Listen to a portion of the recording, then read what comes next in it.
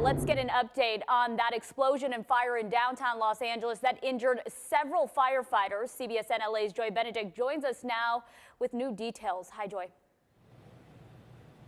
Hi, Leslie. That's right. This was really just a heart-stopping moment for so many, not only here in the city of Los Angeles, but fire departments really all over the area when they heard that Mayday call that firefighters were down. As we've been talking about, 12 were injured, 11 rushed to the hospital, 2 remain there today in critical condition. But I want to bring in Captain Eric Scott with the Los Angeles Fire Department. Thank you so much for joining us here. I know you've been here all night long. It has been a long night for you, and I'm sure everyone appreciates the fact that you're here, but you were able to give out some good news this morning, and that's the fact that a few of the firefighters were released from the hospital.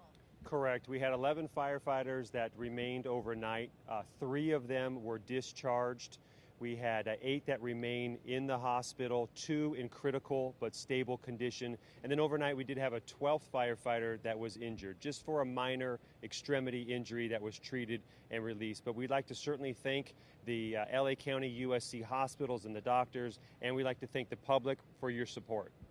And that's the thing. These injuries varied extensively from minor to very severe. I know at one point 2 firefighters were even on a ventilator last night. Do we have any sort of an update on the 2 firefighters that had the most serious injuries? Well, they still remain critical. Those were significant injuries. As you could imagine, just at these fires, the smoke that you can inhale, imagine walking through a literal blowtorch and what that'll do to your respiratory system. So it is some critical burns that these firefighters went through. Their turnouts had holes from burns in them, the melted helmets to some extent. But we're very thankful to say that they were having immediate medical aid by firefighter paramedics on scene, and again, the staff at USC, so they're in stable condition. And the good news is it is expected that all of them will survive. Yes. And we're talking about this scene here. You guys have a very large area roped off. There's a big investigation going on today. Can you explain to me what's being done today and who all is here? Yeah, the investigation's a very important process. We have so many firefighters that were injured in such a significant damage and a very unusual explosion.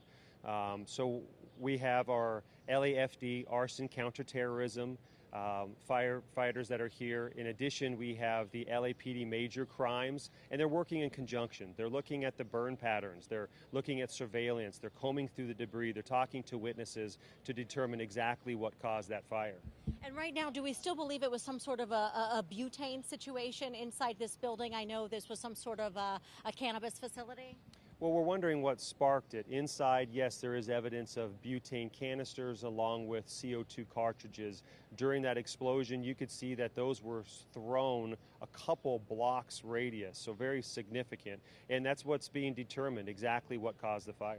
Thank you so much, Captain Eric Scott, joining us with the Los Angeles Fire Department. I can say he has literally been here since last night when this explosion happened, and he is still here this hour as he is trying to make sure that everyone gets all of the information that they need, and of course, making sure that everyone's thoughts are with those firefighters who are injured. Leslie.